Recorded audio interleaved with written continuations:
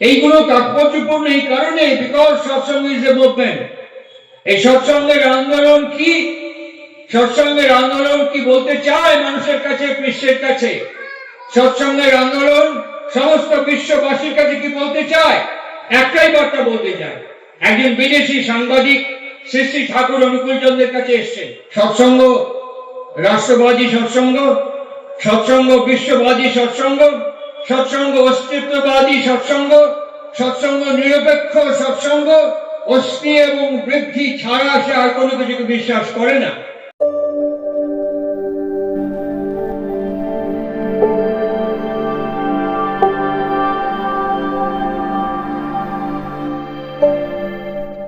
জয়গুরু। সারস্বত সভা পুরোহিত, সম্মানীয় বরেণ্য অতিথিবর্গ, আমার সতীর্থ এবং সতীর্থ মণ্ডলী, বিশ্বের সকল প্রাণ এবং সকল অস্তিত্বের দীর্ঘ নিরোগ, সুস্থ, সুন্দর এবং সামগ্রিক ইষ্টময় জীবন আমার গুরুদেব শ্রী শ্রী ঠাকুর অনুকূল চন্দ্রের শ্রীপাদ পদ্মে আমি আন্তরিক, অমলিন, অকৃত্রিম, অকপটতার সাথে প্রার্থনার চেষ্টা করি। আজকের দিনটি অত্যন্ত গুরুত্বপূর্ণ এবং তাৎপর্যময়। আপনারা যারা এই হাওড়া জেলা উৎসব যা আহ্বান করা হয়েছে এখানে অংশগ্রহণ করেছেন, অত্যন্ত তাৎপর্যমণ্ডিত আজকের দিনটি। কারণ এই দিনটিতে আমরা ভারতবর্ষের স্বাধীনতা অর্জন করেছিলাম।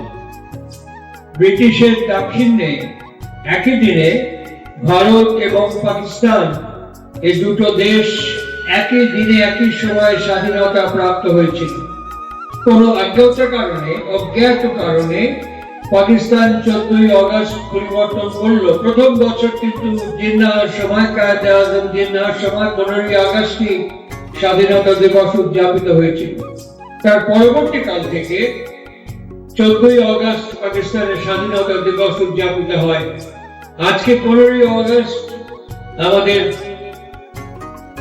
পবিত্র স্বাধীন সার্বভৌম ভারতবর্ষের মাটিতে আমরা মাথা উঁচু করে দাঁড়িয়ে আমাদের স্বকীয়তা, স্বাতন্ত্র, বৈশিষ্ট্যকে নিশ্চিন্তে নির্বাহ করবার সুযোগ পেয়েছি।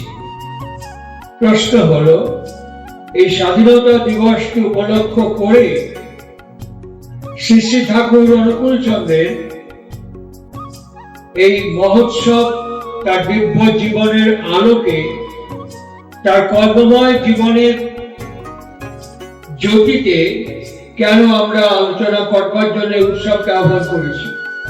আজকে স্বাধীনতা দিবসের সঙ্গে এই মহত্তর ব্যক্তিত্ব গুরু পুরুষোত্তম শ্রী শ্রী ঠাকুর অনুকূল চন্দ্রের এই স্বাধীনতা দিবসের তাৎপর্য এবং প্রাসঙ্গিকতা কোথায়? নিঃসন্দেহে আজকে এই সময় আমাদের একটু মূল্যায়ন করতেই হবে। এই সময় আমাদের একটু অবলোকন করতে হবে সেই সময়কে, সেই মুহূর্তকে, সেই প্রেক্ষাপটকে। আজকে পশ্চিমবঙ্গের মাটিতে এবং ভারতবর্ষকে যারা শাসন করছেন ভারতীয় জনতা পার্টি, তাদের যিনি সৃজন করেছেন তখন তার নাম ছিল হিন্দু মহাসভা। বিখ্যাত ব্যক্তিত্ব এখন আর পৃথিবীতে নেই। লোকসভার সম্মানীয় স্পিকার ছিলেন প্রখ্যাত কমিউনিস্ট লিডার সোমনাথ চট্টোপাধ্যায়। তার বাবার নাম প্রখ্যাত ব্যারিস্টার নির্মল চন্দ্র চট্টোপাধ্যায়, এনসি চ্যাটার্জি। এবং এই পরবর্তীকালে যে ভারতীয় জনতা পার্টির সৃষ্টি হয়েছে, ডক্টর শ্যামাপ্রসাদ মুখোপাধ্যায়, এরা দুজনে কোথায় গিয়েছিলেন? সেই অখ্যাত, অপরিচিত, অজ্ঞাত একটি প্রান্তিক পটভূমি যার নাম হিমায়তপুর, পূর্ববঙ্গের পাবনা জেলার হিমায়তপুরে তার আগে উপস্থিত হয়েছিলেন। কেন উপস্থিত হয়েছিলেন? তারা ঠাকুরের কাছে বলেছিলেন যে ভারতবর্ষকে স্বাধীন করবার জন্য আপনি সক্রিয়ভাবে আমাদেরকে সহযোগিতা করুন। ঠাকুর অনুকূল চন্দ্র অত্যন্ত দ্ব্যর্থহীন ভাষায় বলেছিলেন, আমি বলি যেখানে হিন্দু কম সেখানে হিন্দু নিয়ে আসুন, যেখানে মুসলমান কম সেখানে মুসলমান নিয়ে আসুন। জনগণনার ভিত্তিতে আগামী দিনে ভারতবর্ষ দ্বিখণ্ডিত হতে পারে। এখন থেকে যদি এই কাজ করেন, আপনাদের রাজনৈতিকতা, আপনাদের প্রজ্ঞা, আপনাদের কর্মকুশলতা এই দিয়ে যদি এখন কাজ করেন, তাহলে পরে এই বঙ্গ বিভাগকে অবরোধ করা আমাদের পক্ষে সম্ভব হবে।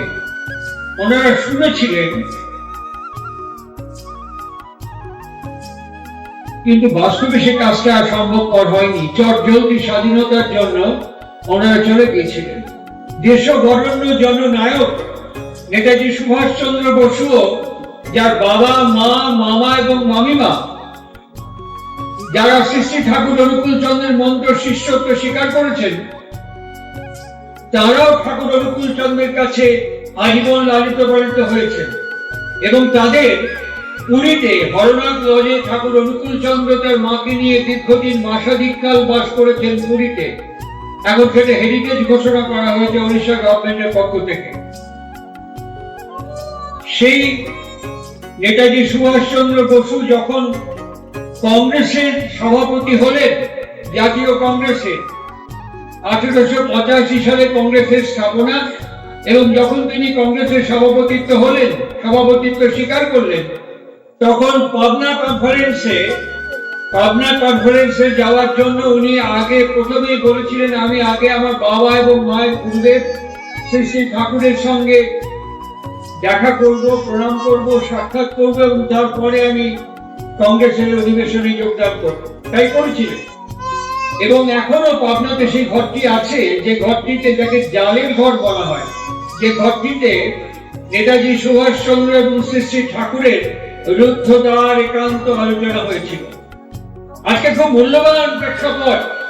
আজকে এই মূল্যবান প্রেক্ষাপটে ঠাকুর অনুকূল চন্দ্রের প্রাসঙ্গিকতা, তার অপরিহার্যতা, তার মূল্যায়ন করা অত্যন্ত প্রয়োজন। এই স্বাধীনতা দিবসের প্রেক্ষিতে দাঁড়িয়ে থেকে নেতাজি সুভাষচন্দ্র বসু এবং শ্রী শ্রী ঠাকুর অনুকূল চন্দ্র নিভৃতে রুদ্ধদ্বার পক্ষে ওই জালের ঘরে বৈঠক করেছিলেন।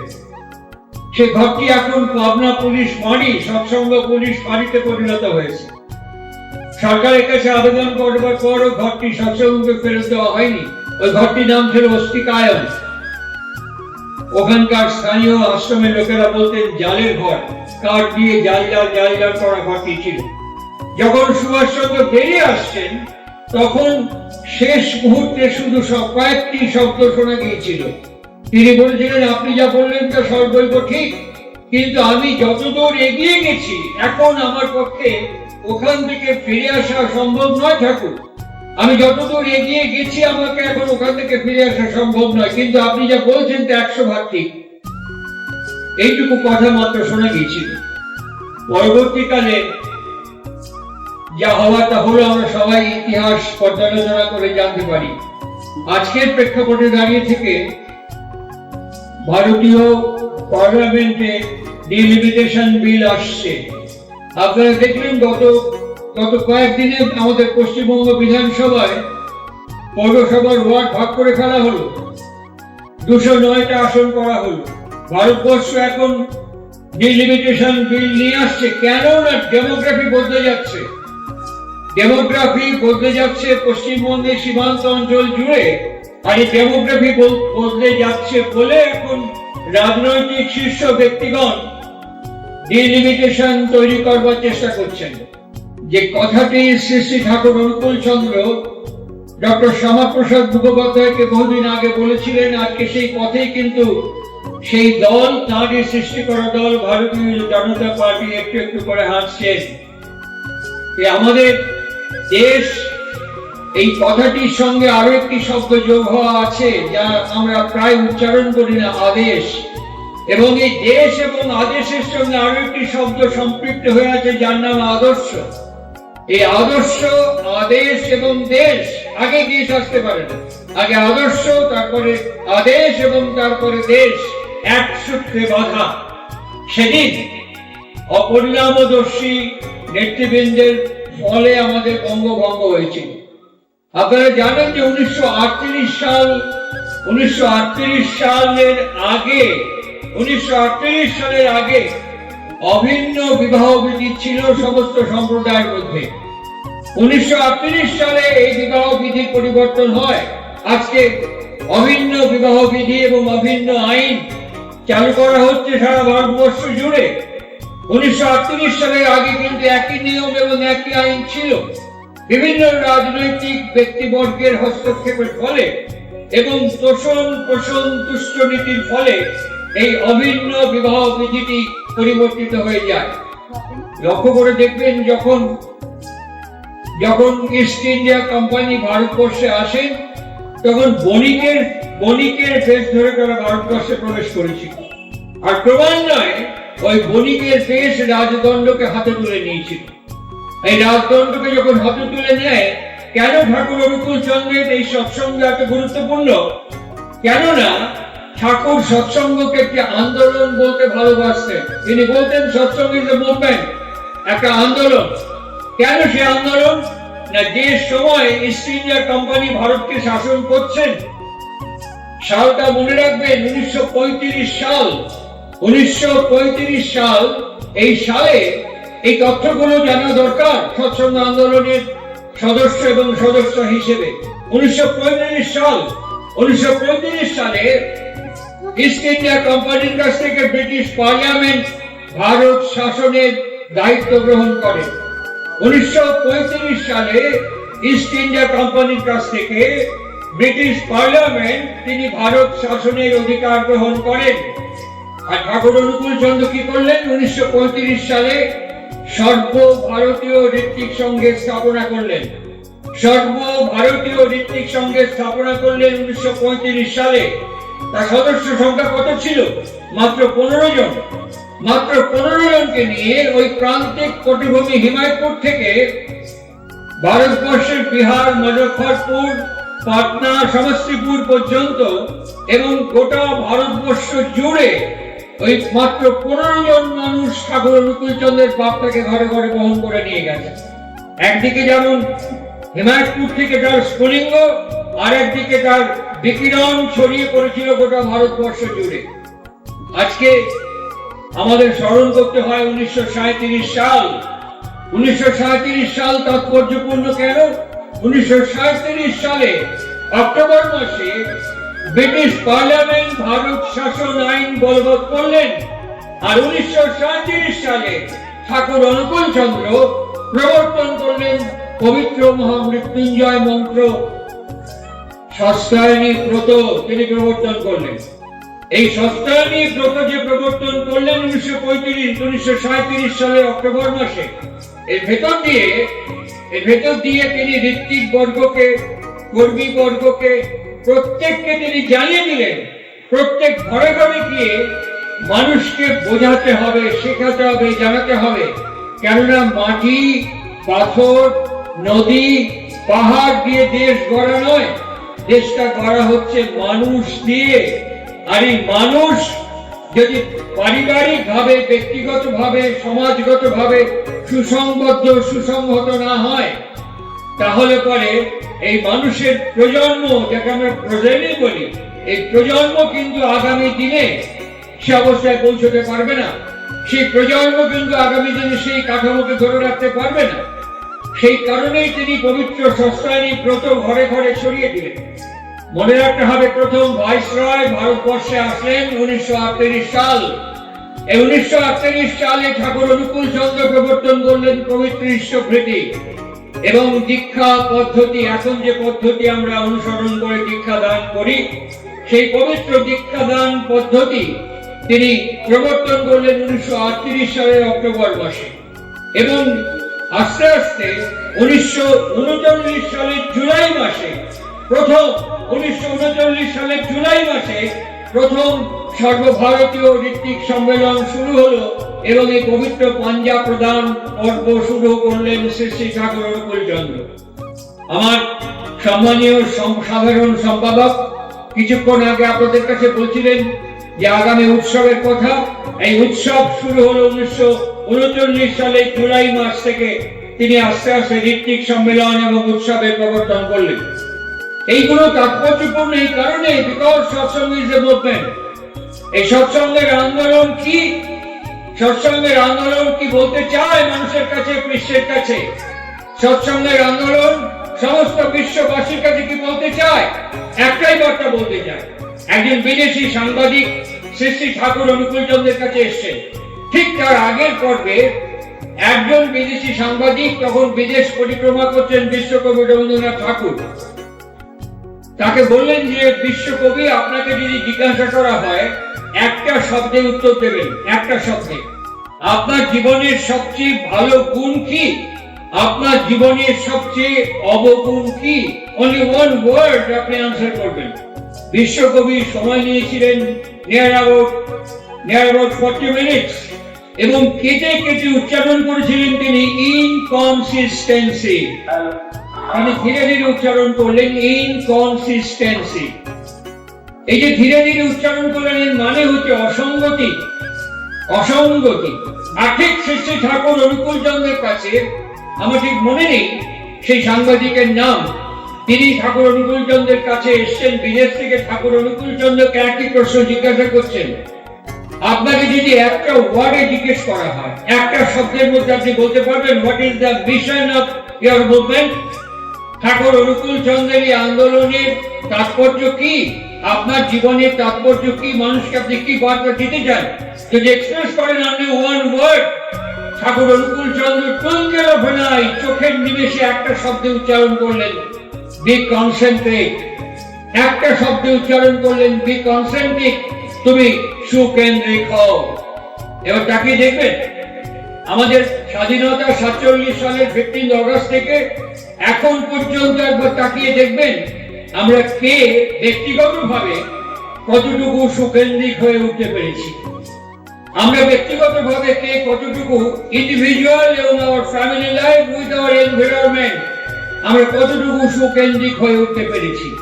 আমার ভাবার সাথে, আমার বলার সাথে, আমার কর্মের সাথে, আমার ব্যবহারের সাথে, আমার আচরণের সাথে গাল্প অফ ডিফারেন্স, এই বিচ্ছিন্ন ভাবকে নিয়ে একটা মানুষ, এই খন্ড খন্ড খন্ড খন্ড কম্পার্টমেন্টাল মানুষ একটা সংহত মানুষের জন্ম দিতে পারেন। তাকে দেখুন কি আশ্চর্য। ঠাকুর অনুকূলচন্দ্র বলছেন যে আমাদের শ্রীমদ্ ভগবত গীতার মধ্যে আছে চতুর্বিংশতি তত্ত্ব, আর বিজ্ঞান একেই বলেছে 24 ক্রোমোজোম। এই আমাদের শরীরের মধ্যে চতুর্বিংশতি তত্ত্ব যেমন শ্রীমদ্ ভগবত গীতায় উচ্চারিত হয়েছে, ঠিক একইভাবে আমাদের আধুনিক বিজ্ঞান আমাদের বলেন যে 24 ক্রোমোজোম আমাদের শরীরের মধ্যে আছে।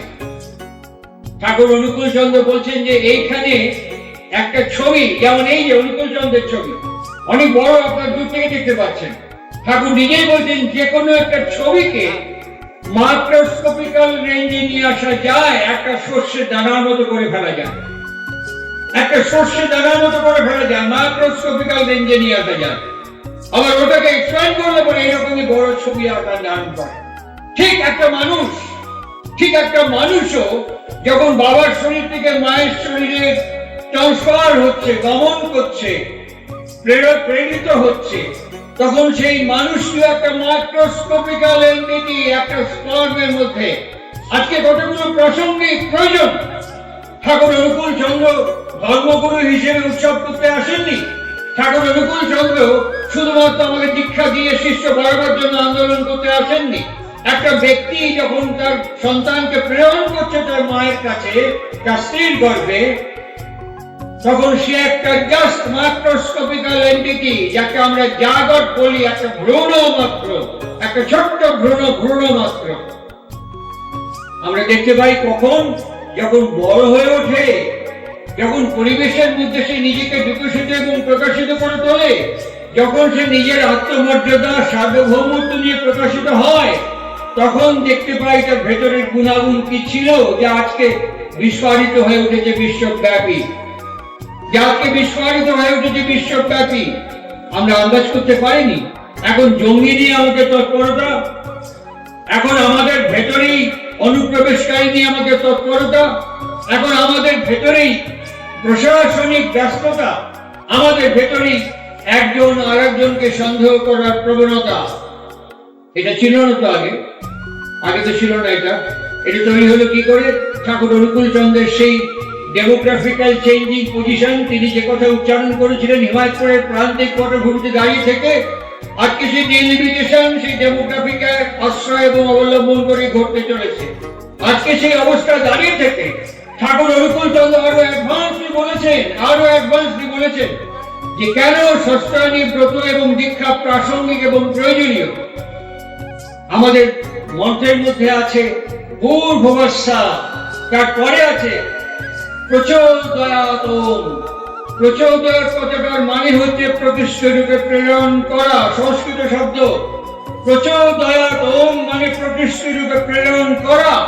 কিন্তু আমরা যখন প্রকৃষ্ট রূপে প্রেরণ করি আমার সন্তানকে আমার শরীর থেকে, তখন মন, ভাব, বুদ্ধি, অভ্যাস, আচরণ, চরিত্র, কর্ম একই সূত্রে গঠিত হয়ে থাকে না বলে আমার সন্তানের মধ্যে বাইফার্কেশন তৈরি হয়। সাইমালটেনিয়াসলি যিনি আমার সন্তানকে গ্রহণ করছেন, যিনি অপোজিটে আমার সন্তানকে গ্রহণ করছেন, আমার বেটার হাফ, আমার অর্ধাঙ্গিনী, আমার সহধর্মিনী, তিনিও ঠিক একই ভাব, মন, প্রাণ নিয়ে আমার থেকে আমার সন্তানকে গ্রহণ করতে পারছেন না।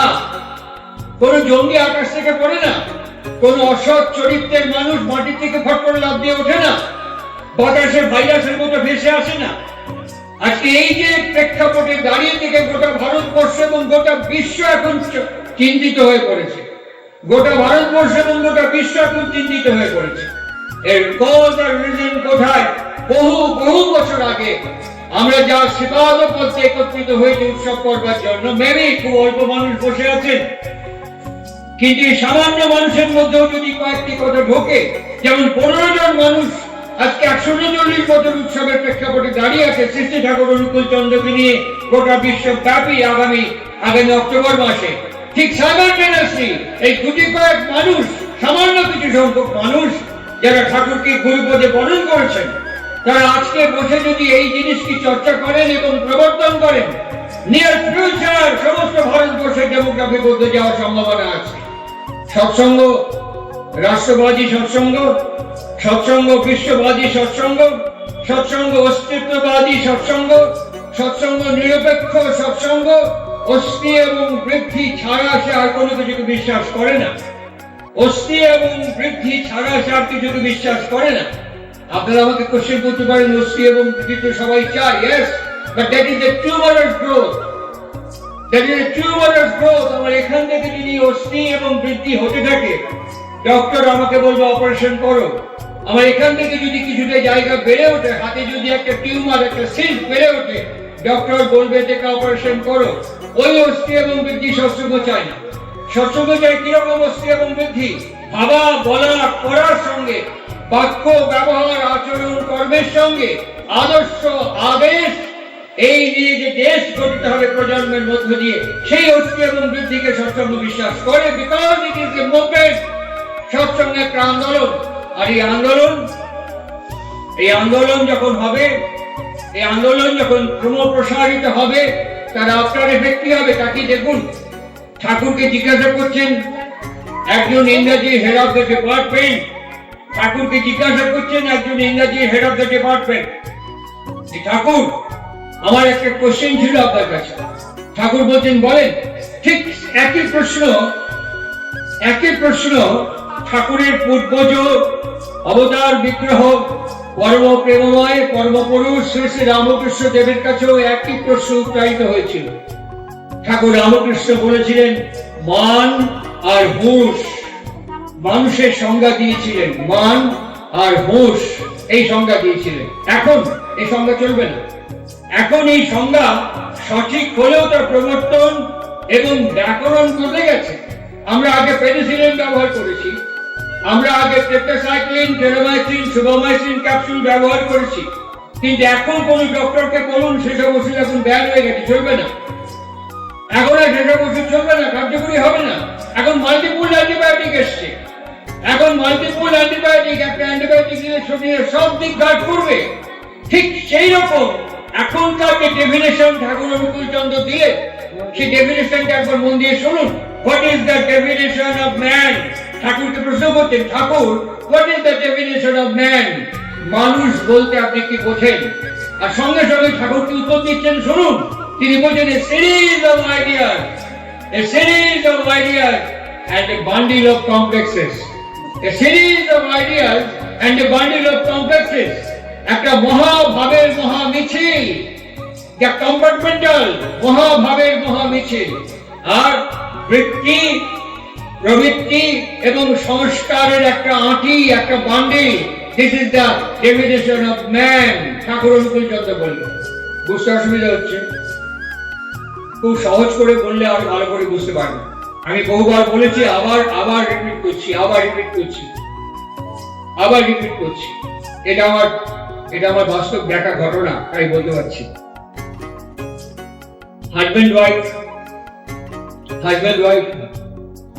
আর তার মা বাড়িতে থাকে, হাজবেন্ড ওয়াইফ আর মা। এখন এই যে এতক্ষণ থেকে আমার শ্রদ্ধেয় সহকর্মী সহযোদ্ধা বিষ্ণুদা বলে গেলেন মাতৃভক্তির কথা, শুনলেন আপনারা? মাতৃভক্তি পিতৃভক্তির কথা বললেন, অনেক উদাহরণ দিলেন ঠাকুরের জীবনে। সেই ছেলেটি বিয়ে করেনি, বিয়ের আগে অত্যন্ত মাতৃভক্ত। যখনই অফিস যাওয়ার জন্য বেরোচ্ছে জামা কাপড় পরে, জিজ্ঞেস করতো, মা তুমি যে পান খাও, পান সুপুরি দোক্তা জর্দা সব আছে তো? তুমি যে ঘুরাকু মাঝে ঘুরে আছে তো? যাওয়া এবং আসা প্রত্যেকদিন জিজ্ঞেস করতো, আর মা বলতো হ্যাঁ বাবা সব আছে। পুরিয়ে গেলে বললে পরে তৎক্ষণাৎ হাজির করে দিত সেই ছেলে বিয়ে দিয়েছে মা, অনেক পাত্রী খুঁজে বিয়ে দিয়েছে। বিয়ের পরে 7 দিনের দিন 8 দিনের দিন অষ্টমঙ্গল করে ফিরে আসার পরে মা বলছে, বাবা যখন অফিসে যাচ্ছে আমার ঘুরাকু শেষ, পায়খানা বন্ধ হয়ে গেছে।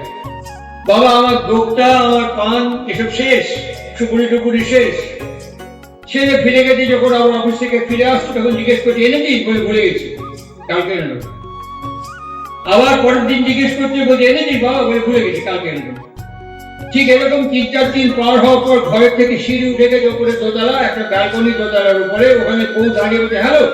এখন তো এরকম করে চুরি নাড়িয়ে কেউ কথা বলে না, শুনছেন বা শুনছো এরকম করে কেউ কথা বলে না। এখন হাই অথবা হ্যালো হ্যালো, ছেলেটা দাঁড়িয়ে গেছে ফট করে। তখন বলছে যে এখনই শীত আসছে তো সামনে, রাত্রিবেলা শুয়ে একটু গায়ে এরকম করে ঝুঁকেছিলাম, দেখি গায়ে সাদা সাদা খড়ি বেরিয়ে যাচ্ছে। একটা নেভিয়া নিয়ে এসো তো। কয়েকদিন টিভিতে দেখছি অনুষ্কা এবং বিরাট এদের নেভিয়ার বিজ্ঞাপন কয়েকদিন দেখছি, বিরুষ্কা একটা নেভিয়া আমার জন্য নিয়ে এসো তো। অফিস থেকে ফিরে এসছে, মা কিন্তু সাক্ষীর স্বরূপ দাঁড়িয়ে আছে। অফিস থেকে ফিরে এসছে, ফিরে আসার পরে মা বলছে, বাবা আমার দুঃখটা জর্দা ঘুরাবো, কালকে এনে দেবো।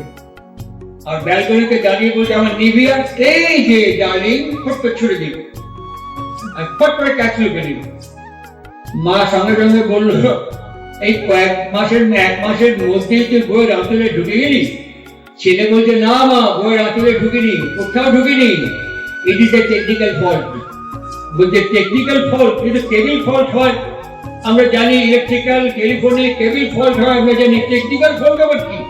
মাকে ধরে চুলের উপরে বসিয়েছে, বসে দেখো এই চুলে বসে আমি মোজা করে দুটো বাঁধি, আর তুমি ওখান থেকে ফুটো করে বলো ঘুরাকু জর্দা পান দোক্তা, তাই তো? আমার এখান দিয়ে ঢোকে আর এখান দিয়ে বেরিয়ে যায়। আমি যখন টিক করে চলে যাই, সব হাওয়া তুলে চলে যায়, মনে থাকে না। আর যখন রাত্রিবেলা খেয়ে গিয়ে শুই, বালিশের মাথা দিয়ে এক কান হয়ে আমি আর তোমার বৌমা তো মুখোমুখি শুই, এক কান হয়ে এরকম বালিশ দিয়ে প্যাক করা থাকে, আর বৌমা এরকম করে নিভিয়াটা ভুল না হয় নিভিয়াটা এই প্রত্যেকদিন দুটো খাই, আর এই কান দিয়ে ঢুকে স্টেট ব্রেনে গিয়ে হিট করে। এটা তো বালিশ দিয়ে প্যাক করে, ওটা স্টেট দিয়ে ব্রেনে হিট করে, ওই জন্য মনে থাকে। বললো খবরটাকে এনে দিল, আর তোমাকে প্যারালাম এই দিক দিয়ে ঢুকলে দিক দিয়ে বেরিয়ে হাওয়ায় বেরিয়ে চলে গেল, কালকে দিকে নেব। এই যে বলা ভাবা করা আচরণ, এই যে মা যেখান থেকে আমি উৎসাহিত হয়েছি, অভিষ্ট হয়েছি জঠর থেকে, আমি যখন মাকে কি করতাম সেই সময় সেই মুহূর্তে আমি মাকে তীব্রভাবে শোষণ করছি। আমি না, প্রত্যেক সন্তান তার মাকে, কি নারী কি পুরুষ, প্রত্যেক সন্তান তার মাকে গর্ভের মধ্যে প্রচন্ড ভাবে শোষণ করছে। আর মা কি করছে? মা আনন্দের সঙ্গে থেকে পোষণ দিচ্ছে এবং তোষণ করছে। মা তাকে আনন্দের সঙ্গে পোষণ দিচ্ছে এবং তোষণ করছে। আমার গুরুদেব তিনি বলছেন, এইখান থেকে শুরু হচ্ছে আমাদের স্ট্রাগল ফর এক্সিস্টেন্স। এইখান থেকে শুরু হচ্ছে সার্ভাইভাল অফ দ্য ফিটেস্ট, আর এইখান থেকে তৈরি করছে আমাদের জীবন এবং বৃদ্ধি কেমন কি পথে কোন ট্র্যাকের মধ্যে দিয়ে এগিয়ে যাবে এখানে নির্ধারণ হয়ে যাচ্ছে। কেন সিরিজ অফ আইডিয়াস বললেন? আর একটু কথা বলছি শুনুন। আমার জায়গাটা ঠিক মনে নেই, সারা জায়গা ঘুরে বেড়াই। একটা গাড়ি করে যেতে যেতে একজন আমাকে বললেন যে দাদা এই আমাদের গুরু ভাই বাড়ি একটু দেখা করে যাবেন, কয়েকদিন আগে আপনার কথা বলছিলেন। হ্যাঁ যাবো, চলো। ডোরবেলটা দেওয়ার আগেই হঠাৎ ভেতর থেকে, বাইরে দাঁড়িয়ে আছে আমরা, ভেতর থেকে করতালের শব্দ শুনছি, যেমন ব্যাডমিন্টন খেলে না ফট ফট ফট, সেরকম শব্দ শুনতে পাচ্ছি। তুমুল কীর্তনের মতন হচ্ছে, দুজনে দুটো গলায় শুনতে পাচ্ছি, খুব জোর করতাল বাজছে। হঠাৎ বেলটা বাজার পরে ভেতর থেকে আওয়াজ আসলো, কে? আওয়াজটা তো তীব্র, কানের মেমব্রেনের মধ্যে একটু ঠাট্টা লাগলো। আমি বললাম চলুন, কেটে বলি, দরকার নেই, ভেতরে কীর্তন হচ্ছে, চলুক, আমরা চলে যাই। তো না, বেল দিয়ে দিয়েছি। দরজাটা খুলেই আমাকে দেখি, ও ঠাকুর শ্রীরামকৃষ্ণ বলছেন সা রে গা মা পা ধা নি সা। বলি সেজ বাবু, ওই সাথে না বেশিক্ষণ থাকা যায় না গো, আবার এই নিচে নেমে আসতে হয়। সা রে গা মা পা ধা নি সা, ওই সাথে বেশিক্ষণ থাকা যায় না গো সেজ বাবু, আবার নিচে নেমে আসতে হয়। ঠিক ওই যে কীর্তনের তীব্র মাত্রা শুনেছিলাম, কে চিৎকারটা, আমাকে দেখার সঙ্গে সঙ্গে একদম সাথে দেখছি, ও হলো না, আসুন আসুন। সামনে একটা বড় গ্লাস আছে, বড় গ্লাস, ওই গ্লাসে আমি দুজনের ছবি দেখছি। এরকম আপনারা দেখেছেন বিজ্ঞাপনে, এই হচ্ছে আমার রোজভোজ চাল, এরপর দাঁড়িয়ে থাকে কেকেন বাবু, এই হচ্ছে আমার রোজভোজ চাল, এরপর দাঁড়িয়ে থাকে, সেই কথাকে দেখে এরপর দাঁড়িয়ে আছে সামনে। আমি গ্লাসে পুরো দেখতে পাচ্ছি, একটা সোফা, সেখানে বসলাম, একটু একটু চা। হ্যাঁ অসুবিধা নেই, ওটা আমাদের প্রায় মধুকর্তের মতো, যখন দেবেন খাওয়ার আগে, খাওয়ার পরে, মাঝরাতে, যখন দেবেন তখনই খেতে পারেন। কিছুটা ফিরে গিয়ে বলছেন চা তো রোজই খান, আজকে একটা নতুন জিনিস খান, কি চা ফি, সেটা আবার কি? বাবার জীবনে শুনিও নি, খাইও নি কখন। বলছে চায় রাতে, কফি রাতে। আমি বাহ বিউটিফুল, খান। খেয়ে নিলাম, সত্যি খুব সাংঘাতিক টেস্ট। আর মাঝে মাঝে এরকম করে যে তাকাচ্ছে সামনে গ্লাস, আমি দেখতে পাচ্ছি, চোখের মনিটা এইখানে চলে এসছে, এরকম করে যে দেখছে আমি দেখতে পাচ্ছি। ব্যাপারটা আমি বুঝতে পারলাম, ভাবটা এরকম, মালটা বিরক্ত হচ্ছে। তারপর আমি ওখান থেকে বিদায় নিলাম।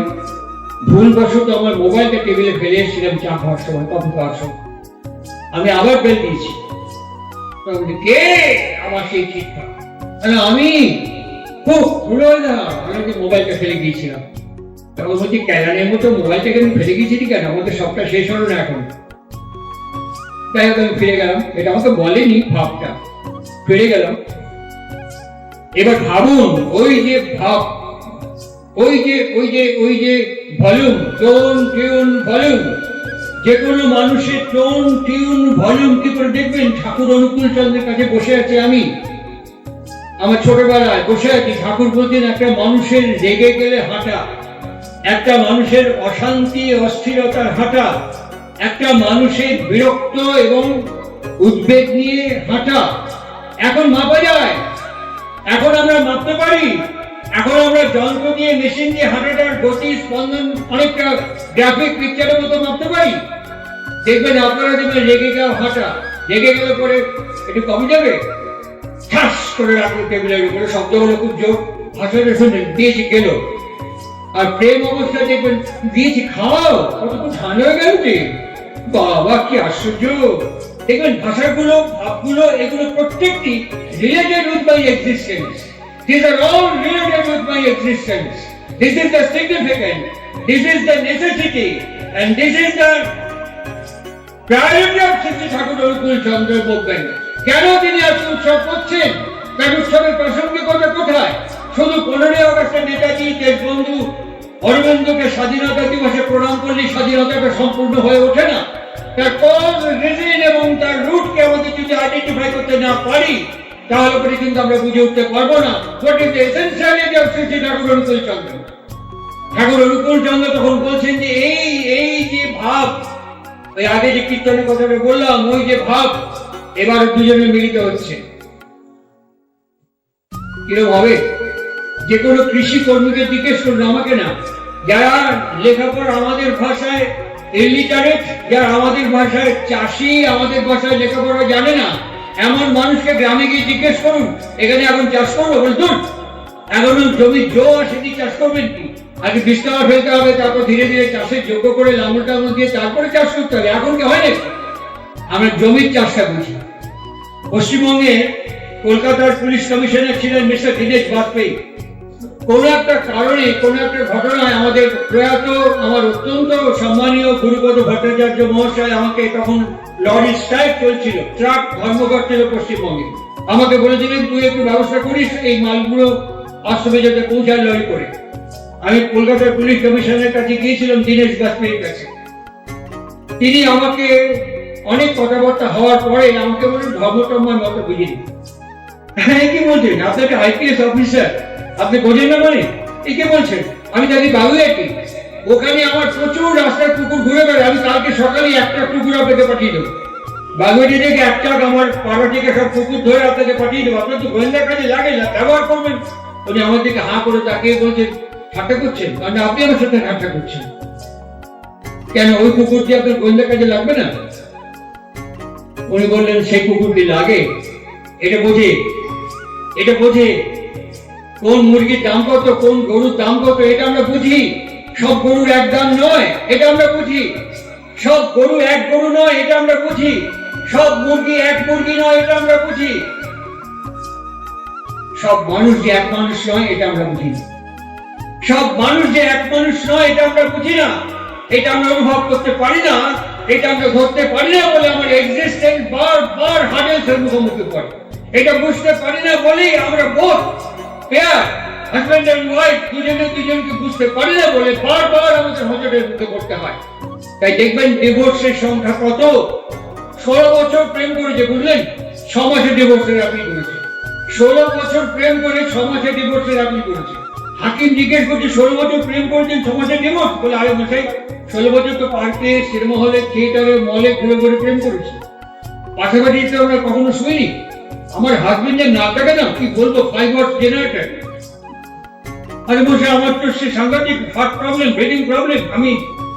আমি দেখালাম প্রচুর ডক্টরকে, তারা বললো যে এটা আপনি আলাদা শুন। আমি আলাদা শুন দিচ্ছি, একতলা শুয়ে কি যেন দোতলার ছাদ থেকে আওয়াজ একতলা পর্যন্ত কামাচ্ছে, এগুলো শোয়া যায়?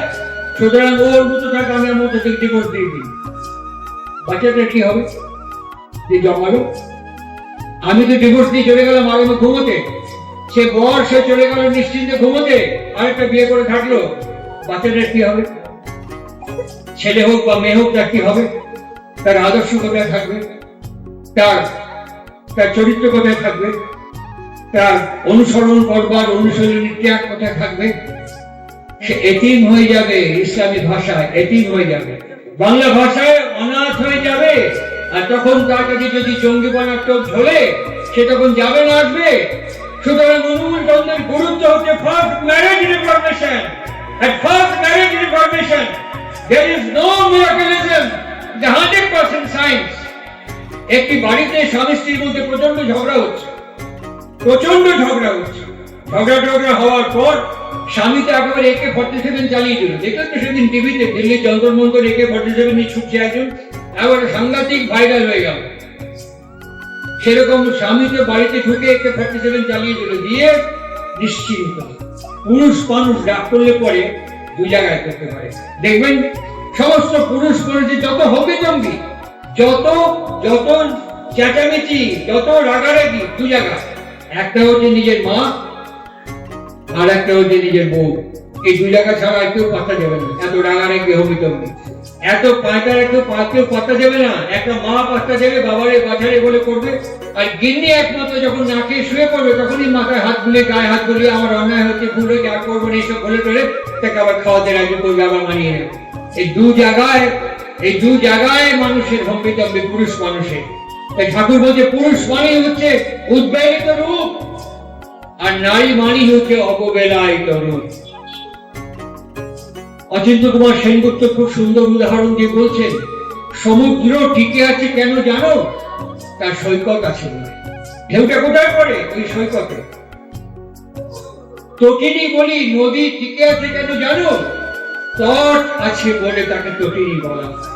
পুরুষ টিকা আছে কেন জানো? তার সহধর্মিনী অর্ধাঙ্গিনী মনোবৃত্তানুসারিণী আছে বলে পুরুষের হোমিতব্যে সেখানে কে পড়ে। তাই নারীকে আবার বলা হয় জায়া, অর্থাৎ a series of ideas, এই যে মহাভাবের মহামিছিল। প্রশ্ন হচ্ছে এই জাংশনে দাঁড়িয়ে থেকে আমি কোনটা চুজ করব ডিউরিং দি টাইম অফ সন্তান গ্রহণের সময়। আমি আমার স্বামীর এতগুলো ভাব দেখলাম, এত চেঁচামেচি হইচই রাগারাগি সব দেখলাম, কিন্তু প্রশ্ন হলো আমি কোন ভাবটাকে চুজ করব।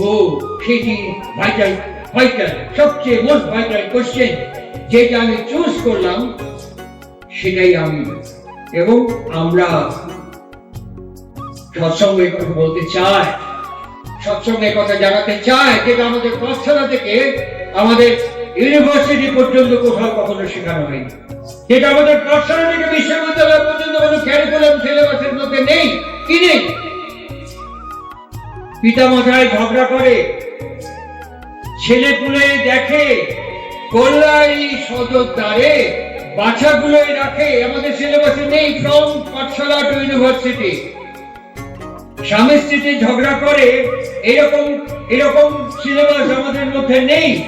এই ঝগড়া যখন করছি তখন কি হচ্ছে, যে কোনো ডক্টরকে জিজ্ঞেস করবেন, হোল ব্লাডটা আমার ব্রেনে গিয়ে অ্যাসেম্বল হচ্ছে।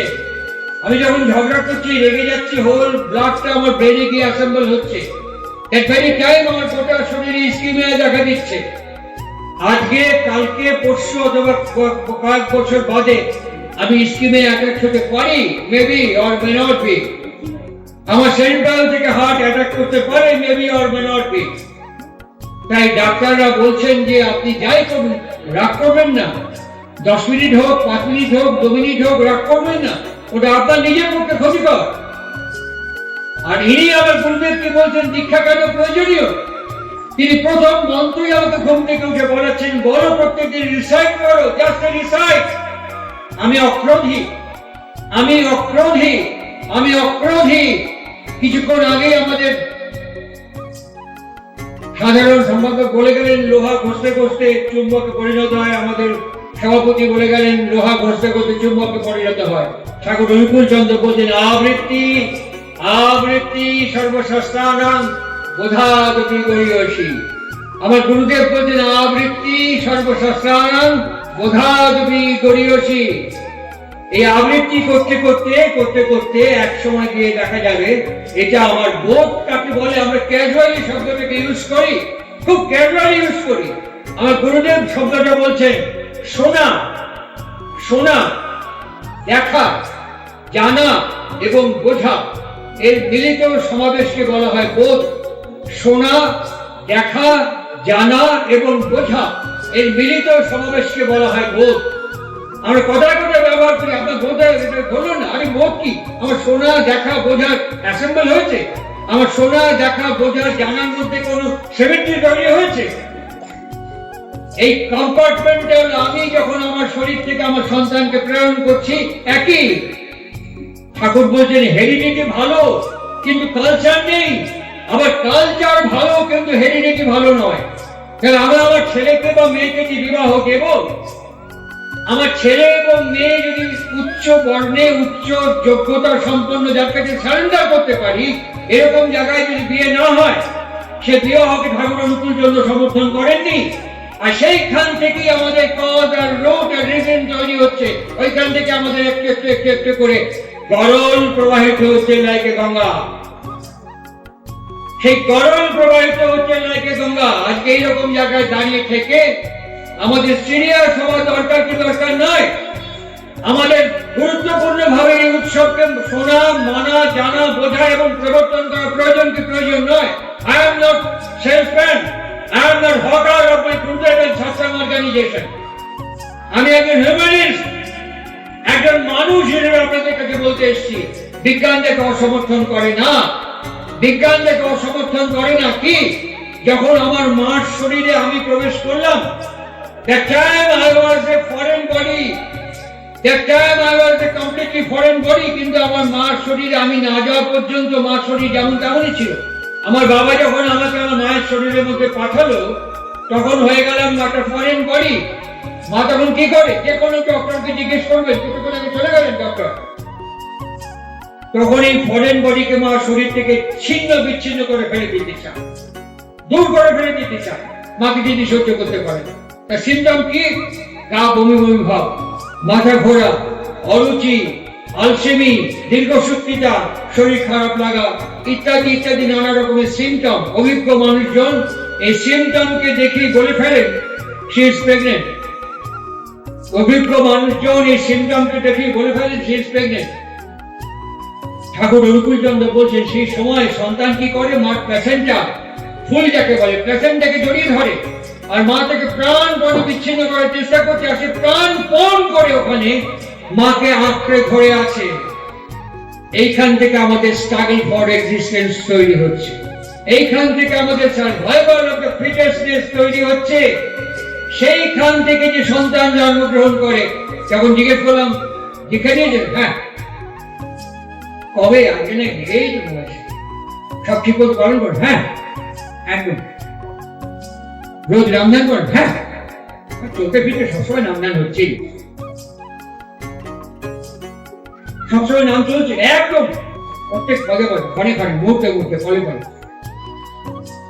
অদ্ভুত, আমি এরকম লোক দেখিনি কখনো জীবনে, আপনাকে প্রথম দেখলাম। কি নাম করেন? কেশব যাবে, কেশব রাজা। কি নাম? আমাদের বীজ নাম কি? 4 অক্ষরে। আপনি কি নাম করেন? আরে আপনাদের যে নাম কেশব যাবের নাম, যে আমাদের একটা অভাব, রাজা বল্লভ। কেশব যাবের নাম রাজা বল্লভ, ভাসুরের নাম মুখে নিতে নি, আর স্বামীর নাম মুখে নিতে নি। ওই জন্য আমি বলি কি কেশব যাবে, কেশব বাবু, কেশব যাবে, কেশব যাবে, কেশব যাবে, কেশব, কেশব যাবে, কেশব। I am beautiful. এইরকম যদি নামধান করি আমরা, তাহলে তো আর কোনো প্রশ্নই নেই, তাহলে তো আর কোনো চিন্তাই নেই। আমার আন্দোলন চর্চা করে এগিয়ে যাবে, কোয়ান্টিটি বাড়বে কিন্তু কোয়ালিটি খুঁজে পাওয়া যাবে না। আমি না, ঠাকুর অনুকূল চন্দ্র বলছেন কোয়ান্টিটি বাড়বে কিন্তু কোয়ালিটি খুঁজে পাওয়া যাবে না। আর এই কোয়ালিটিকে খুঁজতে গেলে পরে, যেমন ভারতবর্ষের জাতীয় নিরাপত্তা বাহিনী কোয়ালিটিকে খুঁজে খুঁজে চুজ করে, যেমন এসপিজি, এনআইএ কোয়ালিটিকে খুঁজে খুঁজে চুজ করে, এসআইটি তৈরি করতে গেলে যেমন কোয়ালিটি এনভায়রনমেন্টকে খোঁজ করে ব্যবহার করে, আমাদের জাতীয় জনজীবনে কোয়ালিটির কোনো প্রয়োজন নেই। ঠাকুর গুরুদেব আমার বলছেন নগর আছে কিন্তু নাগরিক নেই। দেখবেন এই দমদম স্টেশনে ঠিক করে পানি ঠিক ফেলে দিল, এই যেতে যেতে রাস্তায় এখন 1 সেপ্টেম্বর থেকে 500 টাকা ফাইন। যেই আপনি পানির পিক ফুচকা ফেলবেন 500 টাকা ফাইন, পিক করে পিক ফেলে দিন। ওই লোকটাকেই দেখবেন যখন সার্ফেস থেকে নেমে মেট্রো থেকে উঠলো, পিক ফেলে জায়গা নেই, সব জায়গায় সিসি ফুটেজ। এখানে পিক ফেললে সামনে স্টেশনে ফটকে ধরে নেবে আপনাকে। ওই লোকটা যে এখানে সার্ফেস থেকে পুক করে ফেলে দিল, সেই লোকটাই খবর পিক জমে যাচ্ছে ফেললাম। তারপরে যখন কষ্ট করে ফেলে দিল, কথা বলতে বলতে হিক্কা তুলতে তুলতে সে লোকটা যাচ্ছে, যেতে যেতে দেখবেন কিছুক্ষণ পরে কি অদ্ভুত একই মানুষ, তার মধ্যে সে গুণও আছে, সে দোষও আছে। ওই জন্য শ্রীমদ্ ভগবত গীতা বলেছিলেন দৈবাসুর বিভাগ যোগা। আর গীতা উচ্চারণ করে এইসব কাম, এসব ক্রোধা, এসব লোভা, এই তিনটে আমার জীবনের বিপর্যয় এবং বিরক্তির কারণ।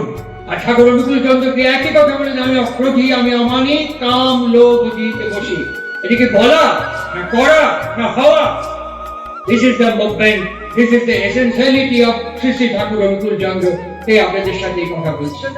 আমার কথা অনেকক্ষণ বললাম, এরপরেও আরো কথা বলবে আমাদের প্রখ্যাত বাগ্মী প্রবর, স্বনামধন্য ব্যক্তিত্ব সফল নারায়ণ বন্দ্যোপাধ্যায়। আমি আর দীর্ঘ সময় অতিবাহিত করবো না, উপসংহার পর্ব, একদম শেষ পর্ব, একদম শেষ পর্ব কথাটি বলে আমি কথাটি শেষ করছি।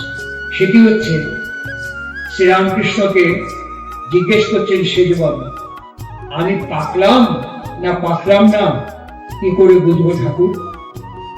আমি বুঝলাম কি বুঝলাম না, কি করে বুঝবো ঠাকুর? ঠাকুর শ্রীরামকৃষ্ণের মতন এত সহজ গল্পের মধ্য দিয়ে বোঝানো। অনেকে বলেন রাশিয়ার লিও টলস্টয় নাকি বিখ্যাত ছোট গল্পের জন্মদাতা। মতান্তরে অনেকে বলেন যে রবীন্দ্রনাথ ঠাকুর নাকি বিশ্বের মধ্যে ছোট গল্পের শ্রেষ্ঠ রূপকার। আমি পার্সোনালি মনে করি শ্রীরামকৃষ্ণের মতন এত সুন্দর ছোট গল্প আর কেউ সৃষ্টি করতে পেরেছেন কেন আমার জানা নেই, কারণ জীবন থেকে উঠে এসছে সে রামকৃষ্ণ। তিনি সহজভাবে উত্তর দিয়ে বললেন, আলু পটল দেখেছ? বলে হাড়িতে জল দিয়ে চাপিয়ে দিলে আলু আর পটল যখন ফেললে তখন কি করবে? টুক করে নিচে চলে যাবে। তখনও সেদ্ধ হয়নি গো। যখন তাপ দিল আস্তে আস্তে নিচে থাকা আলু আর পটল উপরে ভেসে উঠলো, তাই না গো? ও যেমন এও যেমন। ঠিক দীক্ষা হচ্ছে তাই। দীক্ষা একবার ডিকশনারি খুলে দেখবেন, দয় দীর্ঘই ক্ষয় বসন্ত। এখানে শক্তি নেই এমন কোন মানুষ নেই। শক্তি আছে প্রত্যেকের মধ্যে, তাহলে এত দূরে এসে বসে আছেন কেন? শক্তি আছে। আপনার ঘরে গিয়ে ঠিক যেভাবে আপনারা বসে আছেন এইভাবে আপনাকে যদি বলি আড়াই ঘন্টা বসে থাকবেন, অসম্ভব, আপনি পারবেন না বসে থাকবেন। এখন আপনি somehow as per your embodiment, now you are certainly concentric. আপনার মধ্যে শক্তি আছে কিনা? কি বাইরে কত শব্দ হচ্ছে, গাড়ি যাচ্ছে শব্দ হচ্ছে, বাইরে কথা হচ্ছে, ফ্যানের আওয়াজ হচ্ছে, টেপ রেকর্ডারে সব রেকর্ড হচ্ছে, কিন্তু আপনাদের কানে মেমব্রেনে সব শব্দ যাচ্ছে, কিন্তু আপনারা সব শব্দ গ্রহণ করছেন না। আমি যে কথা বলছি এই মাইক্রোফোনে এই শব্দটা আপনারা গ্রহণ করছেন, আর বাদবাকি শব্দ আপনারা বর্জন করছেন। Is it fact or not? তাহলে পরে বাইরের এনভায়রনমেন্টের মধ্যে যাই থাকুক না কেন, আমার যদি কনসেন্ট্রেশন ঠিক থাকে, আমি আসল আদর্শকে গ্রহণ করতে পারার শক্তি ক্ষমতা আমার মধ্যে আছে। তাই দীক্ষার প্রথম শব্দই হচ্ছে শক্তি। এই শক্তিকে প্রয়োগ করা প্রয়োজন। দ্বিতীয় হচ্ছে গতি। আমার গতিটা depends on my complex and passion. আমার গতিটা depends on my complex and passion. ওটা আমাকে মোল্ড করাচ্ছে, মুভ করাচ্ছে, রেভল্ট করছে। সুতরাং এই গতি কোথার দিকে যাবে সেটার জন্য ঠাকুর 38 ইষ্টভৃতি দিলেন। ইস মানে হচ্ছে ইচ্ছা। আমরা আমাদের জীবনকে যা কিছু ভাবে চালাই ইচ্ছের গতি যাবে। আর ঠাকুর বলতেন ইচ্ছা আমাদের মঙ্গল এবং কল্যাণ করতে পারে না। ওই মেয়েটাকে ভালোবেসে বিয়ে করবে, তুই এই বয়সে প্রেম করলি, বেশ করেছি, প্রেম করেছি, করবই তো, পাছা পেরে শাড়ি হয়ে দুলবই তো। আর ভালো তো অদ্ভুত, প্রেম করলে কিছুদিন পরে ফিরে আসে, কেন বলিবা না হলো না। আমার ইচ্ছে আমার মঙ্গল এবং কল্যাণ করতে পারে না, কখনোই পারে। ওই জন্য কি বললেন ঠাকুর, ইচ্ছেকে যদি বাংলায় কয় আর তয় প্রত্যয় যোগ করা হয়, দেখবেন ওটা কনভার্ট হয়ে গেল শব্দটা ইষ্ট, ইটসেলফ এ মঙ্গল কল্যাণ এবং শুভ। আর তার ভীতি মানে ভরণ পালন পোষণ পরিচর্যা, আর এটা নির্ভর করে আমার ইচ্ছার উপরে। ঠাকুরের নাম দিয়েছেন সামর্থ্য যোগ। আমার সামর্থ্য যেমন আছে, আমার সামর্থ্য যেমন থাকবে সেই অনুযায়ী আমাকে সেটা করতে হবে, ইচ্ছা দিয়ে করতে হবে। আর একটা কি তিনি বলছেন, বইটার নাম হচ্ছে নববেদান। তিনি বলছেন যে আমার ইচ্ছা দিয়ে তোমার ইচ্ছাকে বরণ করা, আমার ইচ্ছে দিয়ে তোমার ইচ্ছাকে গ্রহণ করা, আমার ইচ্ছা দিয়ে তোমার ইচ্ছাকে পালন এবং প্রবর্তন করার নাম হচ্ছে রিয়েল ইষ্টভৃতি। আমি 500 টাকা দিয়ে ইষ্টভৃতি করতে পারি, কিন্তু আমার ব্যবহার, আমার আচরণ, আমার চরিত্র, আমার জীবন, আমি যে পরিবারে থাকি, আমি যে পরিবেশে থাকি, সেখানে মানুষ পছন্দ করছে না। এই যে ইষ্টভৃতি, আমি যে পরিবারে থাকি, যে পরিবেশে থাকি, যে এনভায়রনমেন্ট আমি কাটাই, কেউ আমাকে পছন্দ করে। এই যে ইষ্টভৃতি, ইট ইজ গুরুকর, নট নেভার। আমি ইষ্টভৃতি যাই করি না কেন, এটা আমার অপ্রত্যাশীয় ভগবান স্বতঃস্ফূর্ত ভালোবাসা। ইষ্টভৃতি করার সঙ্গে সঙ্গে সামর্থ্য বেড়ে উঠবে, শক্তি বেড়ে উঠবে, গতি বেড়ে উঠবে, যোগ্যতা বেড়ে উঠবে আমার এনভায়রনমেন্টের মধ্যে এবং আমার পরিবেশের মধ্যে, আমার পরিবারের মধ্যে। আমার প্রসন্নতা, বিকাশ, ভিত্তি আস্তে আস্তে রেডিয়েট এবং ইমানেট করতে থাকবে। এই হলো ইষ্টভৃতির বিজ্ঞান। সুতরাং আজকে আমরা যারা এখানে বসেছি, কথা শুনছি, আমার উপসংহার পর্বে আমি ফিরছি। এটি গল্প দিয়ে আমার কথা শেষ করব। আজকের মধ্যে এটা গ্রাম, বুঝলেন?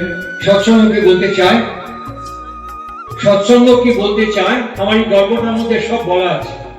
সৎসঙ্গ কি বলতে চায়, সৎসঙ্গের আন্দোলন কোন উদ্দেশ্যে, সৎসঙ্গের আন্দোলন কোনখানে আমাদের নিয়ে যেতে চায়, সৎসঙ্গ আজকে স্বাধীনতা দিবসের প্রেক্ষাপটে দাঁড়িয়ে থেকে কেন এই হাওড়া জেলা উৎসব উদযাপিত হচ্ছে, হাওড়া জেলা এবং বিশ্বের সকল অস্তিত্বের কাছে সৎসঙ্গে জেলা উৎসব কি বার্তা দিচ্ছে, এই গল্পটি বলে আমার কথা শেষ করছি। এটি গ্রাম।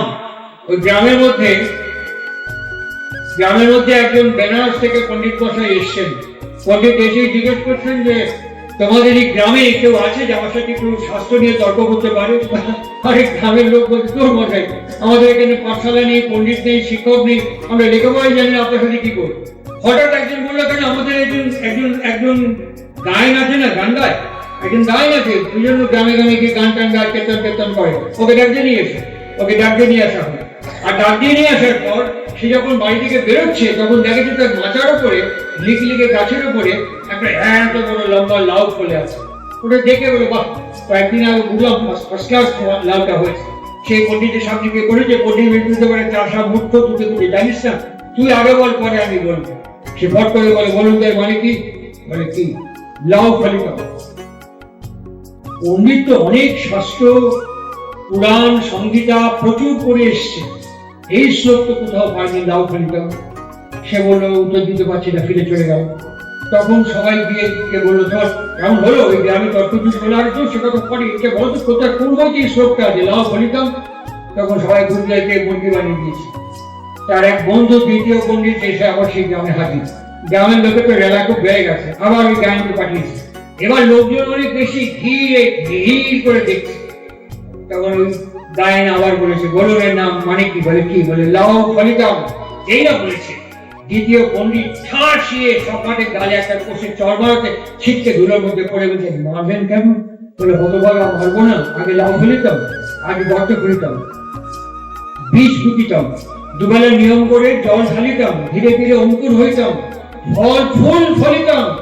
কান ধরে সোজা করে দিয়ে বলছে হতভাগা, শেষকালে লাউ ফলিতাম। ঠাকুর অনুকূল চন্দ্র ব্যক্তি, দম্পতি, গৃহ, সমাজ, তারপরে আজকে স্বাধীনতা দিবসে রাষ্ট্রবাদ এবং বিশ্ববাদ, অস্তিত্ববাদ। ভালো থাকবেন সবাই, সুস্থ থাকবেন সবাই।